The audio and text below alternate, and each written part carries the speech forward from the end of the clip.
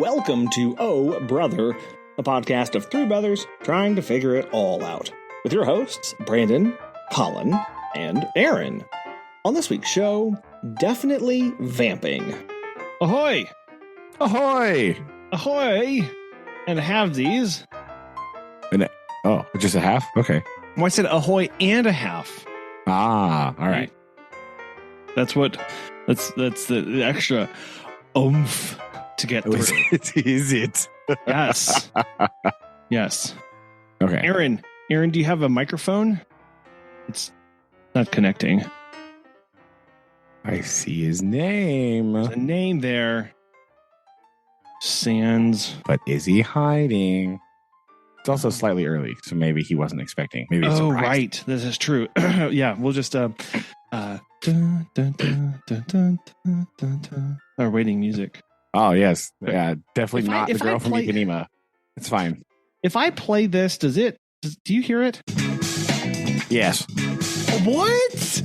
Oh, I my do. gosh. Oh, it's the... It works. It works mobile, remotely. Not just live and in person. Oh, I love that. Okay. And I mean, the one that we're going to use the most this time is. Obviously. Oh, welcome. Oh, please sit down. Oh, yes. Oh. It fades down. And it comes back up. Oh, right. And there's just one sixth grader, like, single clapping in the back because they think it's hilarious. Slow like, clapping. Ha ha. Yes. To like clap ironically longer than everybody else. Oh. Like, you're not funny. Stop it. Like, oh. Right. This is not cool, man. Not cool. I was just about to try and go in and change the pad settings here, but I can't. I can't do that on the fly. Like I say, that's definitely not live in recording plan, right? Turns out, although I'm sure the audience would just be so enthralled to listen to troubleshooting, making the sounds different. Everybody's favorite live tech troubleshooting. Yeah, what we do. Almost as the audience favorite of live Googling and reading from Wikipedia. Well, I mean, that's more fun. They can follow along that way, right? They can also Google things with us. You know, it's fun and exciting. But live troubleshooting, a little bit more difficult.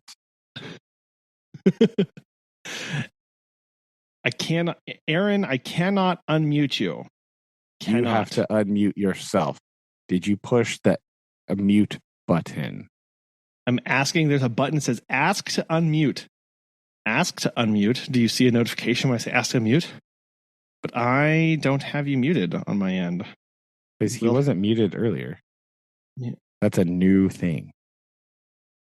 The host is not allowing participants to unmute themselves. What have you done to Aaron? Oh, no. What? This is new. That is. Okay, I guess we're not getting away from live troubleshooting. We need to cut this part out, right? We're gonna make a note here. I've never seen that before. Ever. My voice will be heard. Not this rate. On tonight's episode, we read Aaron's text messages live on air. I know. Yes. Here we go. Aaron is with us, and it's the masses demand a voice for the video. I mean, what kind of accent are we doing? Aaron, do you get I'm going to click ask the video? Do you see notification that pops up when I do the ask? This is a lot of fun. Everyone loves this. Now we're just troubleshooting Aaron. It's not a tech thing. It's just it is a tech thing. Like, Aaron, I'm going to suggest you leave and try and come back in. Okay, well, that's what he did. Okay. All right. Okay. He's gone. Okay. We'll just...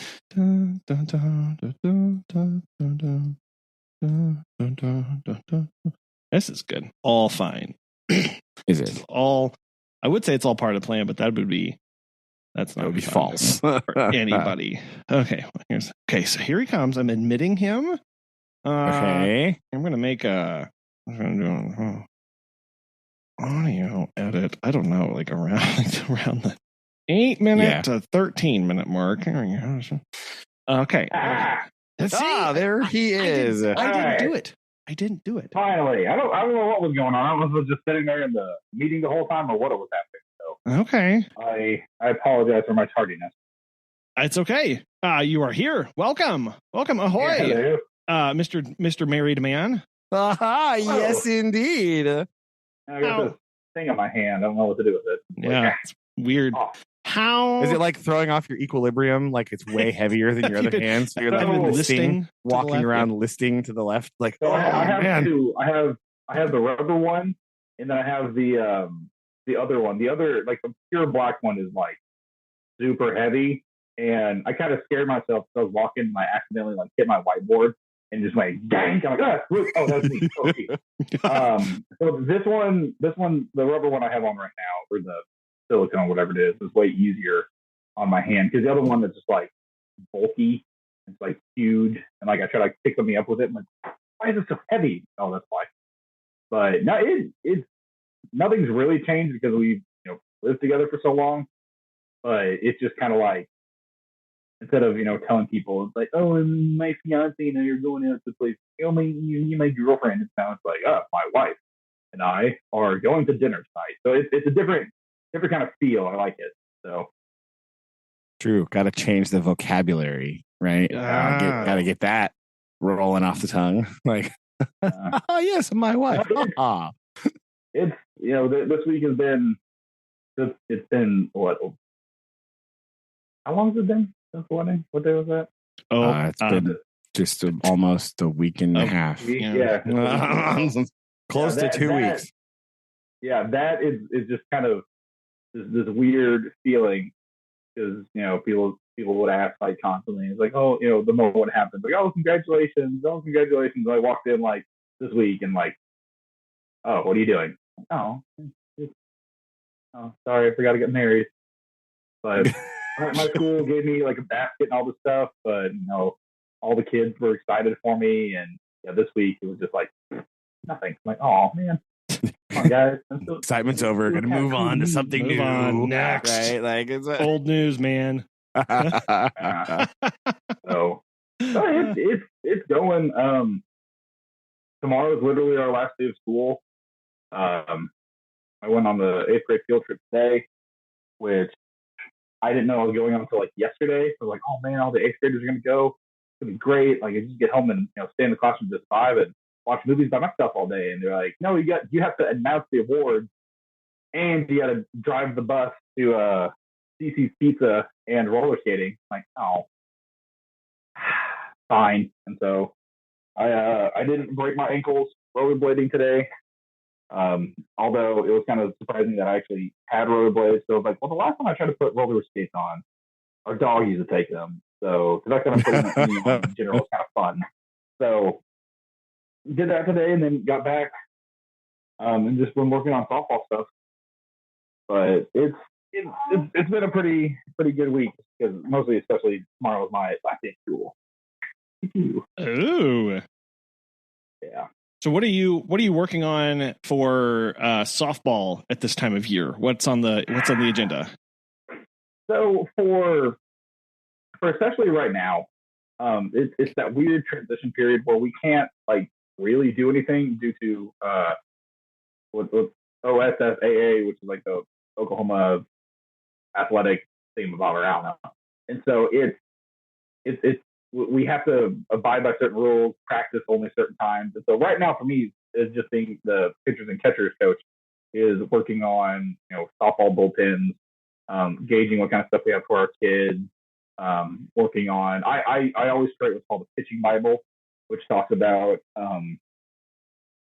because I don't necessarily sit there and like all certain pitches. I'll do it sometimes, but a lot of these kids, they need to understand like, hey, if you get yourself in a jam, you need to get yourself out of it. And they need to understand how to recognize like certain scenarios or situations. Like, hey, I got a big, righty power hitter. I need to throw it here and foul it out because they're just going to tee off on me. How do I throw this pitch? When to throw certain pitches. That's the biggest thing, because they just kind of, especially this year, they just kind of chuck things in there and hope for the best. But a lot of it is, hey, kind of get pitches settled, kind of look for certain things, what to aim for when we are throwing certain pitches.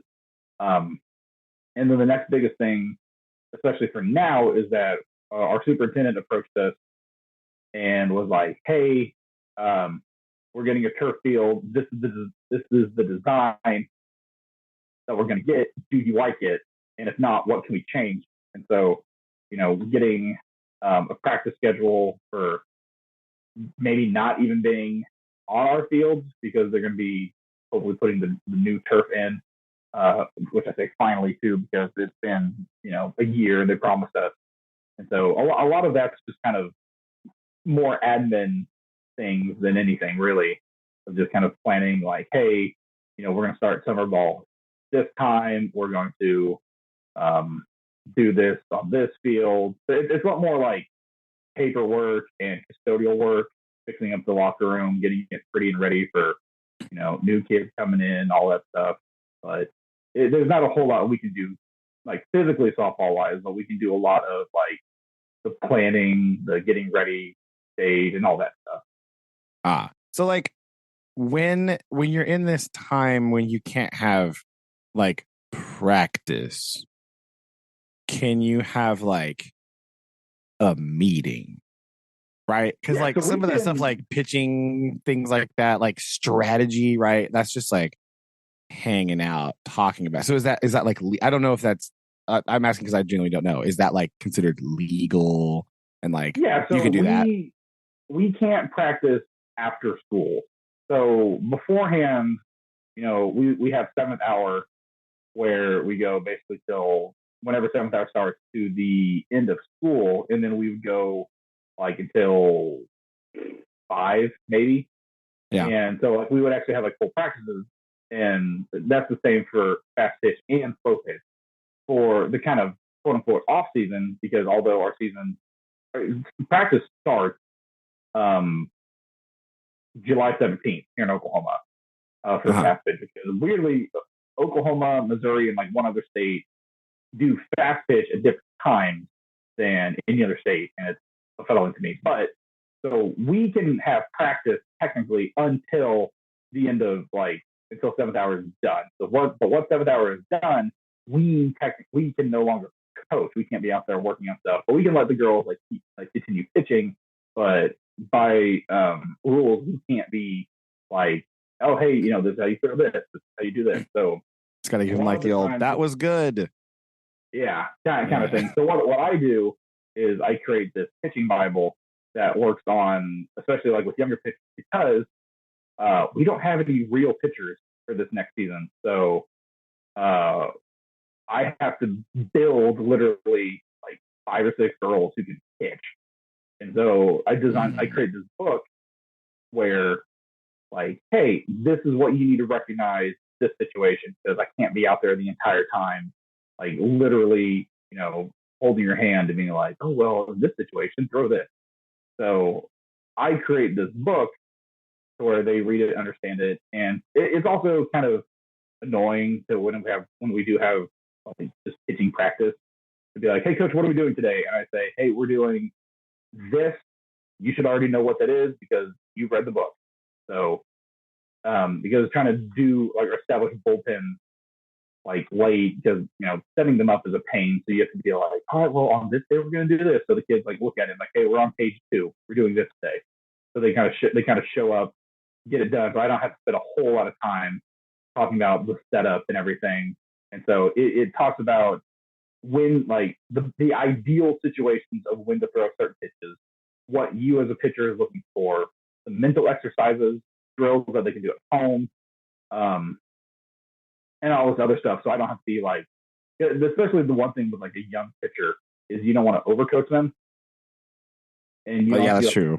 Wear them out. You want to be like in their ear constantly, just dogging on them and everything. And so you just give them that growth, because out of all the positions on the field that need to grow the most, pitcher. And so giving them that, hey, this is probably a good situation for you.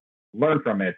But you have that book to kind of help kind of keep you in the fold. You're not in panic mode constantly. You have something to look to and not be, the deer in your head, deer in the headlights or anything. You have like a resource type thing, right? Yeah. So you have something to acknowledge, like, hey, what's the best in this situation? It's like, well, look at kids, if you read your book, it's not like we give them homework, but like we'll sit down and actually talk about things. I'll be like, hey, what do you think about, whatever on page blah? Let's talk about it and make sure that we all understand what that means and why we're doing it. Because a lot of the kids know like what they're doing, but they don't know like the why they're doing it. They don't understand the purpose or the rhyme or reason behind it. So we go over a lot of this stuff to kind of help keep these kids in the loop, because if they understand what they're doing, it makes actually doing it way easier than what it actually does. So that's kind of the things that we look for, especially as a pitcher, especially with young pitchers, because that's going to be our struggle this next year, is just pure pitching, because we don't have anybody that's really pitched before. So do you have set film that you send them home with to watch and study? Like, okay, here are the 3 tapes that you need to watch, and then let us know like how you would have pitched, but you already kind of know the answer or things like that. So I've used like a few like films like with YouTube. The bigger schools will definitely watch, like they'll record games and they'll look over pitches and all that stuff and be like, well, why do you think you should have thrown this? With me, I have like recommendations on like YouTube channels to watch and to kind of give something like a little extra like video insight on things. I found myself a little bit, and I definitely stopped after a while of being the person like, oh, here, watch this YouTube video, because the kids, they don't care about like their coach, like, oh, watch this YouTube video when you go home and write a paper over it. So we'll spend some time like watching them together and, just kind of being like, what's all this? But a lot of the time, especially with young kids, you just got to let them go out there and pitch. Like that's the best way they can watch. And especially with young kids, I feel it more as a success if they get like a little bit mentally tough from all this, because pitching is probably one of the hardest positions out there, because you have a whole team watching you. The game can really be dictated by a good pitcher or not. And especially with those young kids working on more mental development and just getting the basics in. And so that way, as a freshman, they go through growing pains, but they also understand, like, I can mentally handle this, because I've had pitchers before where they like just could not, like they would just fold, they would, cry, like all that kind of stuff. And so trying to develop mental toughness first, not like, yelling at them or things like that, but understanding like coping mechanisms, what are some things that we control, how do we handle certain situations, what are some of your focal points, like what are some of your biggest what's the word, like cues that you take away, understanding your role, what's your responsibility, what you can handle, and just being mentally sound to where, like, if they do get themselves in a jam, I don't have to worry about them like panicking and folding. And so being mentally tough, especially at this young age, and developing that, especially in pitchers, is really important, because a lot of them have kind of been coddled at the younger levels, and so they come to me. I'm just like, hey, you got this situation on, what do you do? And then they just like mentally freeze, and like I can't use them. All right, so especially with younger pitchers, and then building up that confidence to be able to throw, and then working with good pitches, starting with a fastball and then building from there. Like what can we work with? How do we work with it? And so using film does work. If I have a hard time articulating like what I'm trying to envision, I'll just be like, pull up a YouTube video and be like, do this, because I can't explain words goodly. Do this, please. But a lot of kids will sit there in class with me, and we'll watch film together. Like we'll watch like OU softball or OSU softball, and we'll kind of talk about, and like I'll pause it and like, all right, so what did you see here, and why do you think that happened? Like, oh well, this happened because of this. Like, okay, that's a good response. I like it, and then we'll kind of work from there.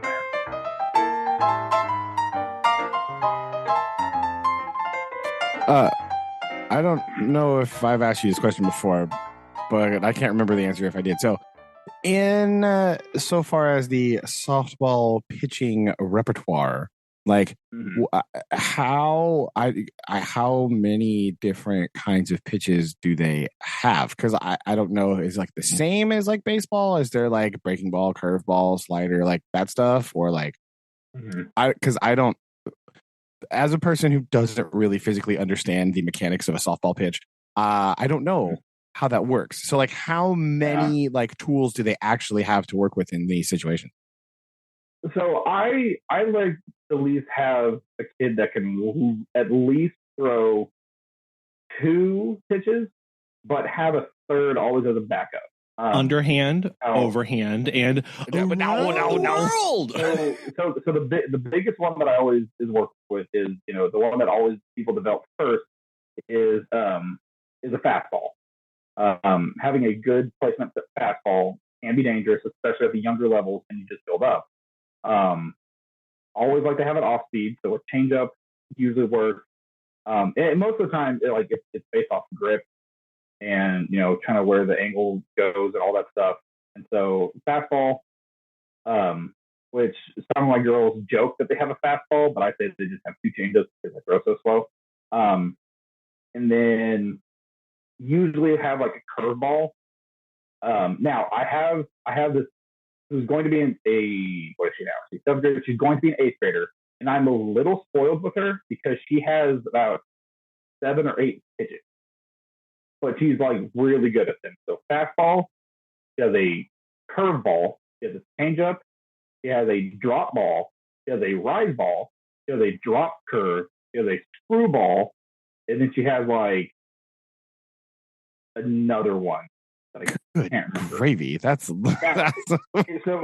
a lot of them, fastball, blow by them, let it, kind of be the picky and the choosy one. The changeup, change the speed. Especially if you got a kid who wants to hit it, you just throw them something a little bit differently so they're not expecting it. A curveball and a screwball are technically the same. One, just depending on what kind of batter you're going against. And it's all like a screwball is weird because it's like you flip the pinkies like out, and that like causes the ball to spin. If I'm a righty and I throw a screwball, it causes it to spin right. So you're like rotating your hand around. I'm doing this motion while I'm talking to you. So like, a screwball, a curveball is you come up and you flip your wrist over. And it kind of so your pinky's like pointing up, like to the top of your hand, kind of. Yeah, so it's kind of like how I teach it is where like you come out, it's like you're trying to put a belt on. So you kind of like wrap it around and you kind of throw it, like you throw your pinkies towards the pitcher instead of like out. I'm trying to work on a rise ball and a drop ball because the other people I've had before like have only had like a fastball and like a curveball. And so I tell this girl who's an awesome kid, I'm like, I got to be honest with you. I'm a little spoiled because I don't know how to throw some of your pitches. So give me some time. I have to relearn how to do that because I've never had anybody who could throw all of these before. So I'll sit there and work with her, and she's on like travel ball teams. And I remember during fast pitch when she was a 7th grader sitting there, and I'd have to like draw out a football coaching, offensive play sheet because I had to be like, what does this girl have again? Oh yeah, she has this. Let's throw this here. And so a lot of that time was that, but she's got really good command, which means if I tell her to throw down in, she can throw it there. And like I don't have to worry about, she has good command of all her ones. Her weakest pitch, weirdly, is a fastball. But like I had her go up against some of the baseballers. They're baseballers talking smack. He's like, oh, we can hit off her. I was like, let me go grab my junior high girl real quick. And she made them both ridiculous. It was so funny because they just like, she had a rise ball will start at your chest and will end like at your chin, and then a drop ball will do the same, except for like cut down to your knees, and like, just causing people to swing left and right. And so watching her do that is amazing because she's practically going to be the future of our softball program if she stays. So, but she's now mostly just position of the fingers, the laces, the grooves, all that stuff. But if typically I want people to have 2 pitches and a third one in the pocket. But with her, I'm a little spoiled and I'm kind of giddy like a kid on Christmas. I'm like, ooh, what can we throw today? Throw this one. That's awesome though that there's that potential and that variety. I was unaware of the variety, so that's very cool. I don't really understand how softball pitching works, so good to know.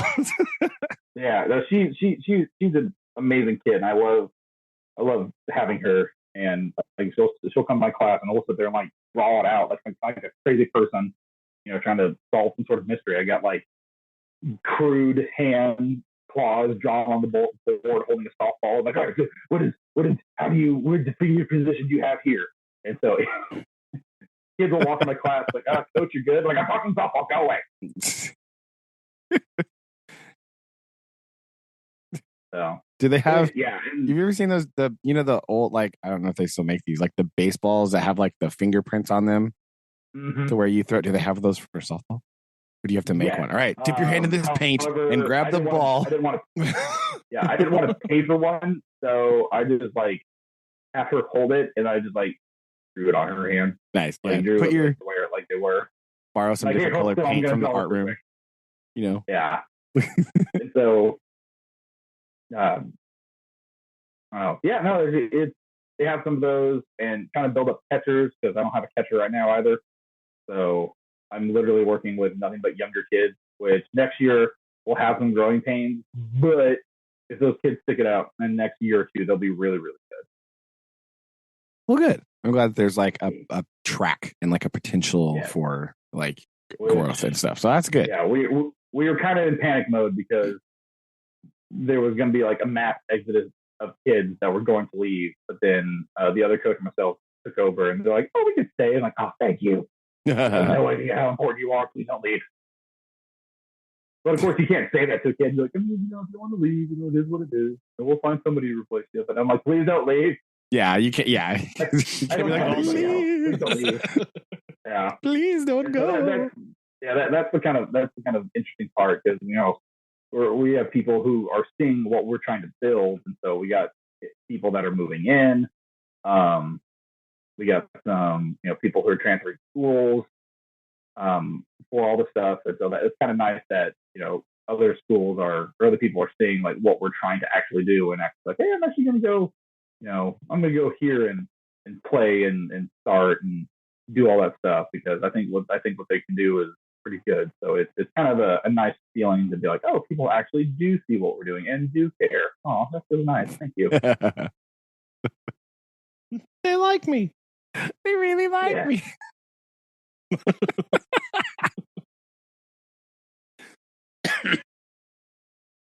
Ouch. Yeah. That's the softball world. What's the 5 minutes there for you guys? Yeah, we don't get out of school till next Friday. So we're just sort of trying to figure out what on earth is going on. Like, what are we doing? They keep like moving stuff around and like, oh no, do this. And like, I don't really know what's happening. So I'm just kind of like, anyway, here's some science. Let's just go. I don't know. It's fine. Our field trip is tomorrow, like our end of year field trip. So we are also going skating tomorrow, but of the ice variety. Ooh, ice. Okay. Yeah. Oh, that sounds way better. So we're doing that. We're going down to like Arkansas to go skating. What? So yeah, the like the Jones Center down in like, where is that? Rogers or whatever? I'm not real sure. I'm bad with names. Says the geography teacher. We're going down there. This will never release. This will never. Yeah, it's fine. Don't worry about it. So we're going down there tomorrow, taking the other kids down there. to do that. There's like, because they have like, oh, it's in Springdale, Arkansas. Excuse me. Sorry. Obviously. But obviously, yes. We're going down there tomorrow because they have like it's like this huge like complex thing. It's really cool. They have like an ice skating rink and like a big indoor swimming pool thing. So we're going to spend a little time ice skating and then go swimming. Just kind of like hang out. It's kind of like an end of 6th grade celebration type situation, right? Like that kind of thing. So how doing many that kids tomorrow. are going?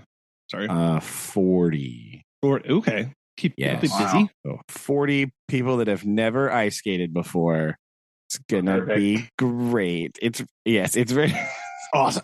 It's very awesome, right? It's very fun. It's very enjoyable to watch.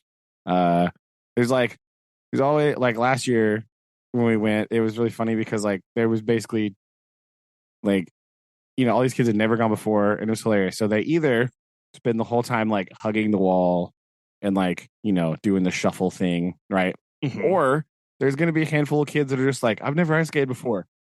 Like, and they just like wait a minute, are you sure? I don't believe you because you're just like doing laps around everybody. And like last year there's a few kids that are like, yeah, I've never even skated before, and they're just like like wait, what do you mean? Well, okay then. Like, I think you're a liar. That's what I think.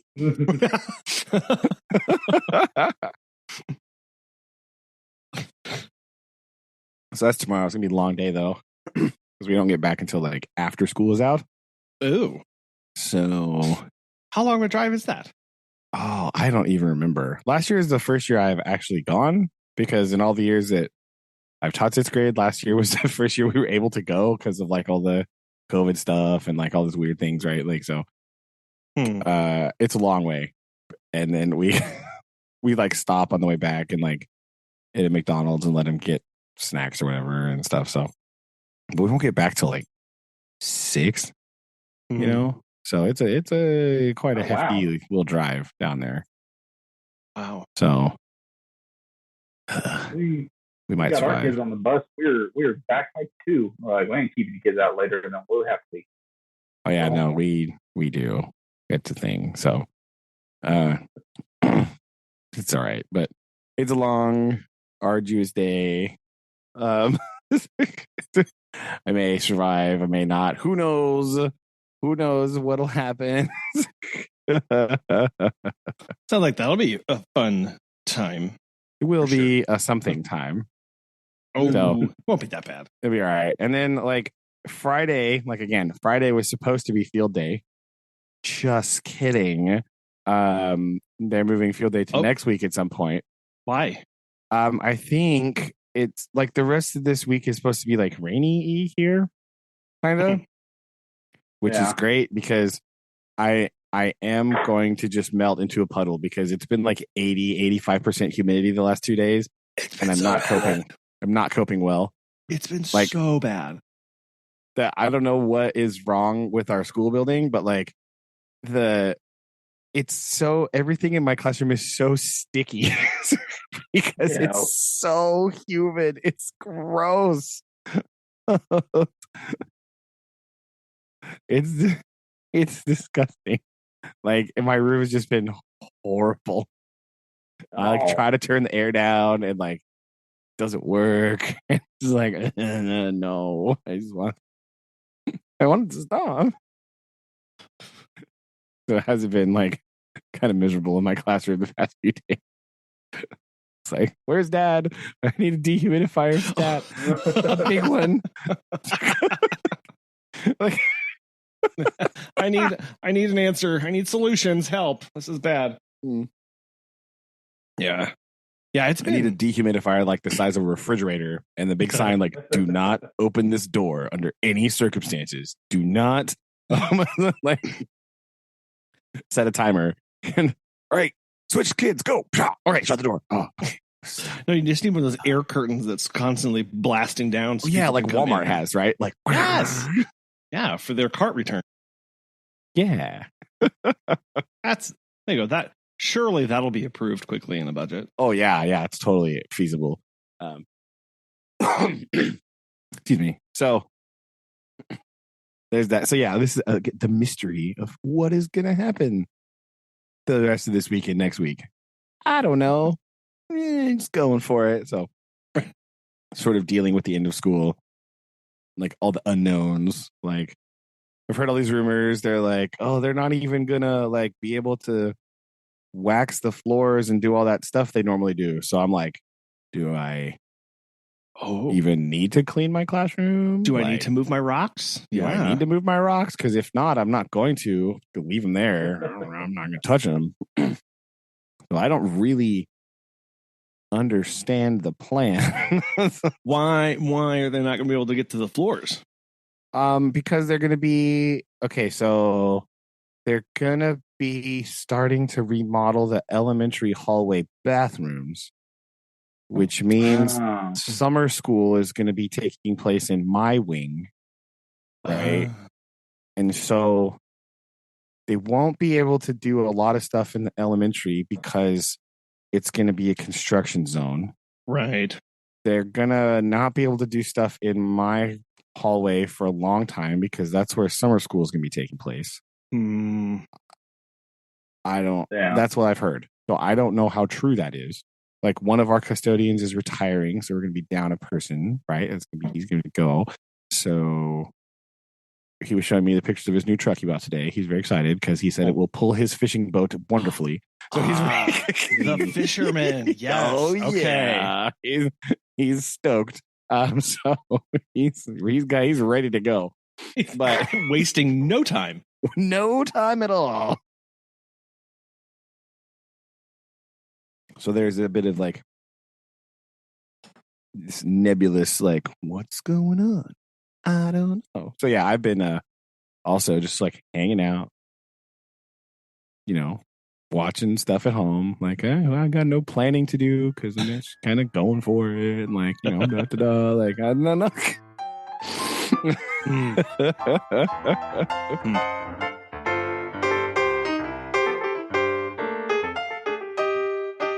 Yeah, that is hard to be in those limbo areas where you just don't know, like, there's no connection from one thing to another, and you're just trying to. It reminds me of the time doing musicals in high school, and where they get to that point where they're vamping, and they're just trying to fill that time while something terrible is happening on stage. Yeah, right? it definitely feels like I'm vamping right now. Stretch this out. Keep going as things are falling apart or whatever. Pretty much. Yeah, I'm definitely vamping. That's a good word for it, right? Just vamping. Hang out. And like Susan's real busy because she's going to be the summer school librarian, right? And like, I'm just like, do. I got nothing. Like,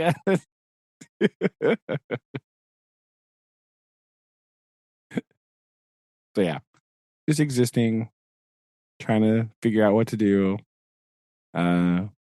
Started watching some old episodes of Top Gear, So which season did you start with, or you just all right? So firstly, weirdly, the first season I can find available is season 2. They have now, like season 1 is like just it like doesn't exist. It's like now I can direct you to a place where season 1 does exist, but you have to accept a super special invite from somebody on this call. Oh, right. Is that thing that I keep going like, oh, I'll do that later, and then like forget about forever? Yes. They have done a really good job of scrubbing everywhere of season 1. They were not proud of that one. That's all I'm going to say. Well, you can kind of tell. Just that bad, or well, it's really before James May comes back is on, and so it's real. Yeah, it's very. This is going to sound weird. So we refer to this as old Top Gear, but there was a Top Gear before this. With like Jeremy, right? With like, Jeremy, it's and some other dudes. It's very old Top Gear. That's what I'll say. Yeah. Okay. I remember there being something before the dark time, but I didn't know like that was it.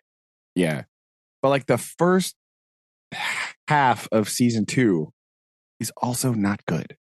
right? Like they're not. Like, you can say, like they haven't hit any sort of stride yet, right? Like they're like it's not. It just is. It's weird. It's like real. It feels like real stiff, right?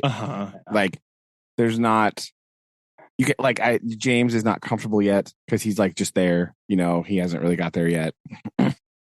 It's like stiff, kind of. It's like strange. Like there's not as many jokes. I did forget that the cool wall existed and was a thing, so I forgot about that. Yeah. Like I do love the cool wall. The Stig is still wearing black, right? So like that's jarring, right? Like so it's a little. It just feels off, kind of like just like they're like even like them as people, like they look way different. Like not like them physically because they're like way younger, right? But like they look like how they dress is strange. Like it's not how they like would dress later. It's like way more like proper, right? Like James is like wearing a suit in every episode. You're like, that's weird. Like that's I don't know how to feel about that. Like there's like the aesthetics that are present later are not yet there. Like halfway through season 2, and they start like Jeremy starts being more like shouty a little bit. You're like, okay. Like they start making fun of Hammond for being short more. Like, yes. Okay, here we go. Like so you can tell more zany. Yeah, it's starting to be a little bit more silly, right? Yeah, less like serious car because the old Top Gear is like a very serious car show, right? Like the old one, like when it was like just Jeremy and somebody else. Like it's very serious. So like it's all very serious, very like yes, blah blah blah. Like, and so kind of the weirdness is not there. Like it's starting to show up a little, but like not really. Yeah, they have a section where they're like, and this is the best buy for a car in this. They like talk about safety ratings of cars and like best bang for your buck, like used car corner or whatever it is. Yeah, like James is talking about like deals he found on like cars and like used cars and like buy like actual market buying advice. And you're like, that's wrong. This is far too practical for this. What on earth is happening? Talking about how to get dealers to like cut you deals, like what you know, the deals that you can get like from the manufacturers and stuff. Like it's quite spectacular. Wait a minute. Wow. This is far too helpful. It's pretty much just I think season 3, based on some of the episode descriptions, is really where it starts kicking off, right? But but it's just like, it's weird. Like, everything is just weird. And also they talk way longer in the Star and the reasonably priced car thing, which was always my least favorite part anyway. But like they're way long. So I'm like, skip. like I'm not interested in this mostly because I don't know who these people are. I don't care. Like it's always the boring part of the show anyways. But yeah, it's just like, and the camera work is like very rudimentary, obviously, because it's like 2003, so the cameras are like not good, but also it's not. It's like very like normal. Well, like those like real weird like arty shots that they do like all the time now, like those don't exist. You know, like they don't have they're all like static shots, really, like one level of the car panning to the left. Like they don't do the weird like really zoom in fisheye and then back out and like looped around and all this. Like those spin over, like the flip the camera over thing, and then the reverse the camera through the thing, like the really close up as the tire goes through the thing. Like that stuff is not there.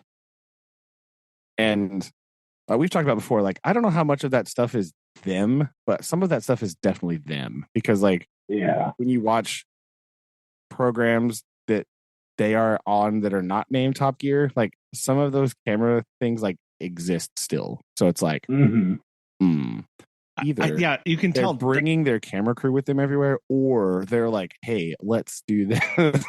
I think part of it is sorry, Airman. No, I was great. You're fine. I think part of it is that's how they like to shoot cars. I really feel like that's what they believe is the best way to shoot a car, is to show it from all these camera angles and these different perspectives. And yeah, I think part of that is the camera crew. Some of these people I feel like have been around for a very long time. And then other times it's just like, oh yeah, this is how we got to do it. So I wouldn't be surprised if it's them directing that as well. Okay. Yeah, I think it almost has to be. Yeah. So, yeah, I've been watching that. That's what I started watching this week. That and so mostly that. I was just like, oh, I'll watch some of this. But again, some of it's hard to get through because it's just like it's too normal, right? Like, I don't want to listen to James May give advice about the best deal he found on a car in the used ads this week. That's silly. Like, I don't. But a little hot up here pretty quick because I think in season 3 they actually have like some challenges that start, and in season 2 I don't think those exist yet either. No, even the one, like, I just watched the one today that was like they were comparing the quote new in 2003 Mitsubishi Evo and the Subaru Impreza, and it's just like a normal thing.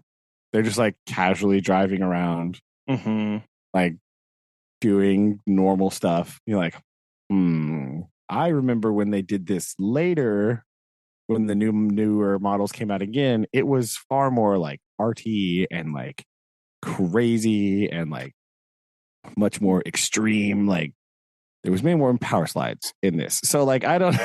Well, just think of they in the recent Grand Tour, they did that same thing, right? They compared those exact two cars. Yeah, they've been doing this for a long time. Yes, this has been.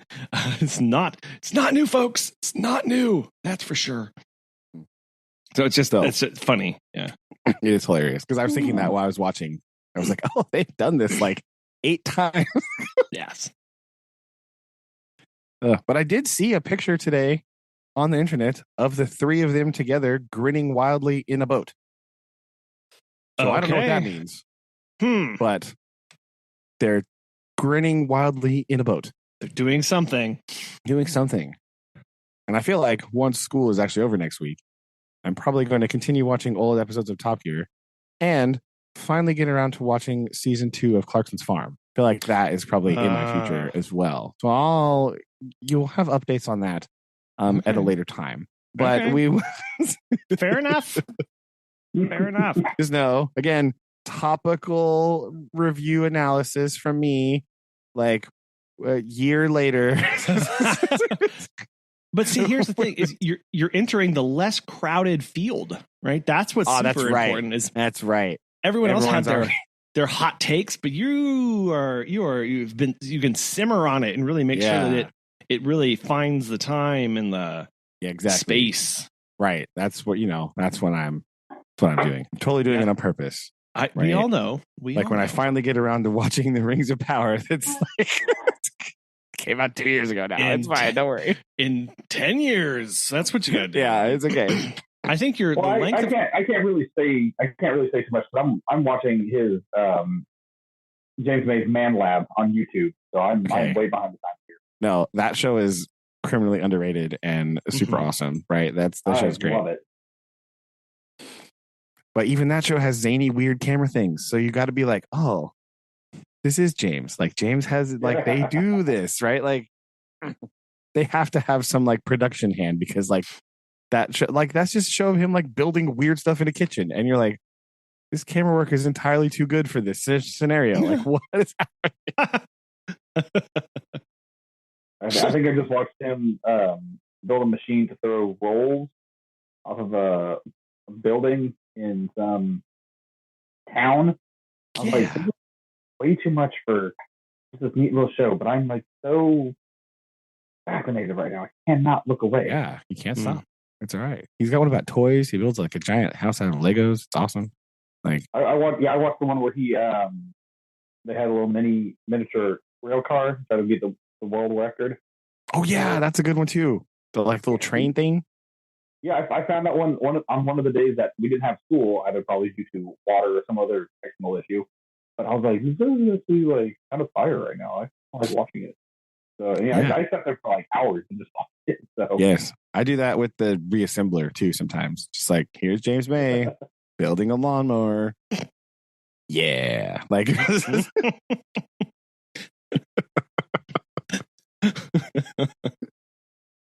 this is the good stuff right here. This is what we want. Yes. Obviously. Mm. So yeah, that's basically all I've been doing.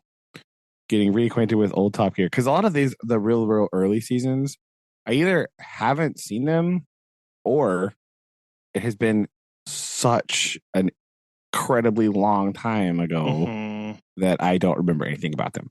So there we are. So yeah, doing that. Nice. Boom. What about you, Colin? Oh, what about me? Things have been busy. Yes. Very busy. So I've been doing lots of dog walking and pet sitting and doing lots of interviews for people. We're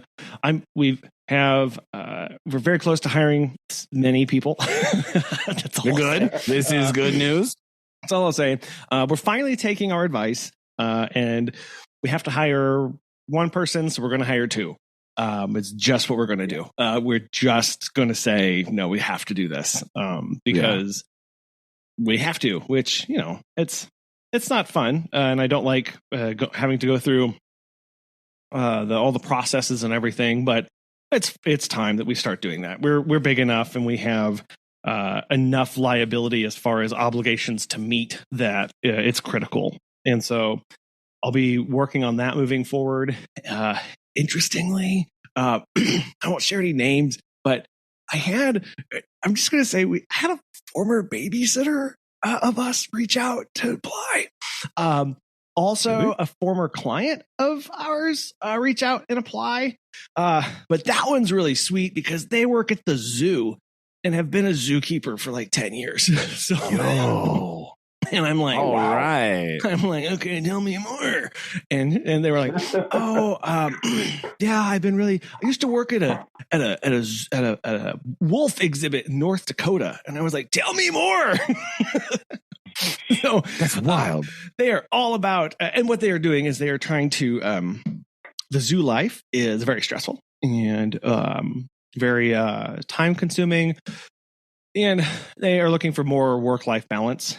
And what was crazy is they had said, we were hiring, we want to hire a morning person, an afternoon person, and then we have our evening person set. So we were like, we've got our morning person set, but who's going to want to work in the middle of the day? Who would want that? Well, zookeeper person was like my spouse works split shifts or something like that. So I want the evenings to be with them. And I don't really want to get up early in the morning because I want to enjoy my time at the house. So I want to work in the afternoons. And I was like, well, like, let me tell you about the position we're hiring for. In the afternoon. It's in the afternoon. What about that? And then weirdly, they said, but I can only do Monday through Thursdays. And I was like, that's fine because I have somebody covering Friday afternoons. So that's actually perfect. Wow. So I just finished their interview and, we are going to hire this person. I, have to go through final conversations and stuff. But still having to say, I'll be back with you in 2 days to blah, blah, blah, and blah, blah. Meanwhile, I'm like banging my head against the wall, being like, why do we have these processes? I just want to say you're hired. Who wrote this procedure? Yeah. Gosh. This SOP. I feel so constrained. Right? Like that's... Yeah. Who would do such a thing? Right? Who has handicapped me thusly? Oh, that was me. Yeah. Oh, no. Oopsies. So anyway, that's where we are with that. And, it's fine. So we're working through that. It just means that I'm going to be here for a little bit longer. So hopefully not too much longer. But that's what we're gonna do. So hopefully that won't be too bad. But man, it's been nonstop. It's just been go, and been trying to stay on top of everything. So yeah, that's about. The most interesting thing that has happened was our father is showing me his equipment and his radios, and they're kind of multiplying now. No! Here's my listeners. Imagine my surprised face at this statement. And I was like, well, don't you have a radio? And he was like, yeah, but this one's not working. And I was like, why do you need the radio? And he was like, well, anyway, it's not working. I don't understand, but that's beside the point. What we've discovered is this is an inherited feature. And I too suffer from this on occasion with certain things, right? This is, yes. So, indeed. Same. You now know where I have learned this. Yes. Yeah. I'm looking at that. He's got it all set up here. And then he's got this other radio. And then there's like something else over here. I'm like, well, what's that do? And he's like, never mind. Stop asking questions. He does. Pay no attention to that radio behind the curtain. Yeah, exactly. He does have this really cool switcher thing because he has so many antennas. They actually make an antenna switcher. Okay. Of course they do. It is so cool. You can just be like, oh, I don't like that antenna because I'm talking to this person in the Yukon. I can switch to this one and I'll pick them up better or whatever. And you can you're at the same setup talking on the same receiver and have the same boost or whatever. And you can just click over to the antenna. So that was really cool. And then, you guys, you have to see it because he's taking over a whole new side of the barn. And lots of new wiring. And I was like, oh dear. I said, well, why did you wire it like that? Because you're leaving some weird gaps and stuff and blah, blah, blah. And there was a long pause. Room for growth. That's right. What he said was, well, it looks pretty. So the wires have all these cool loops and stuff. And it looks really, really, really slick.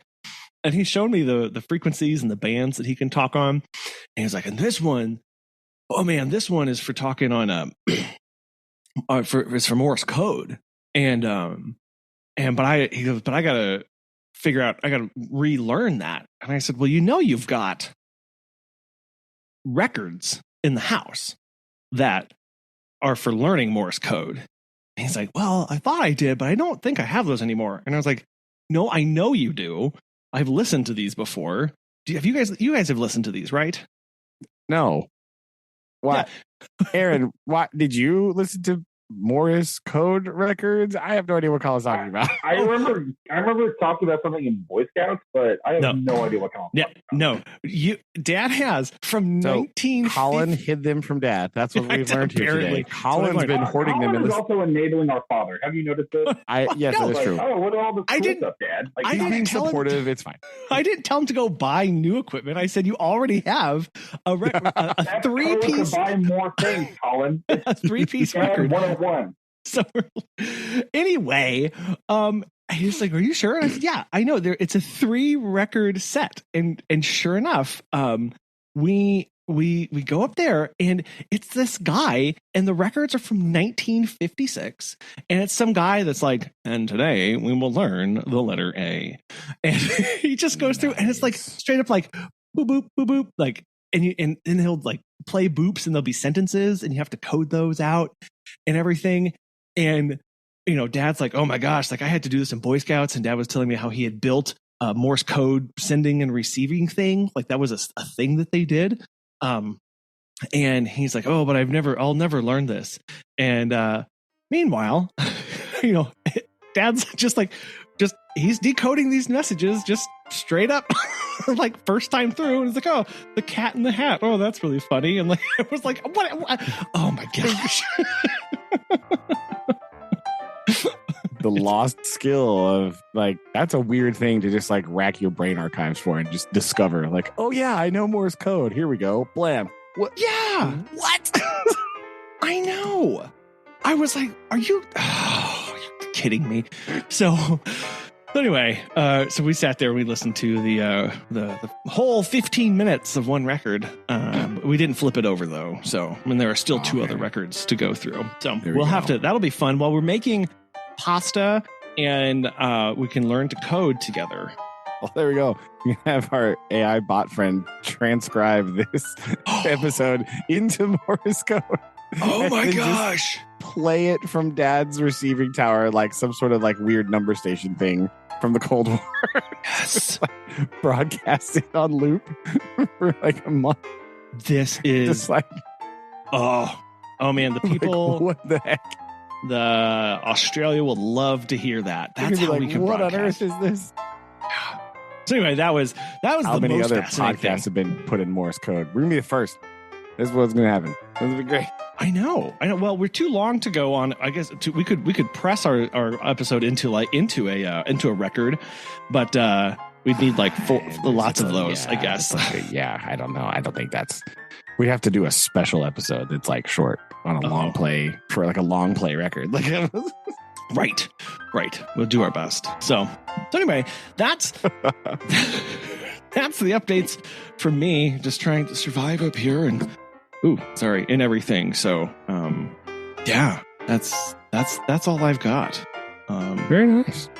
Anyway, so yeah, we will learn Morse code. We will learn to pitch and ice skate.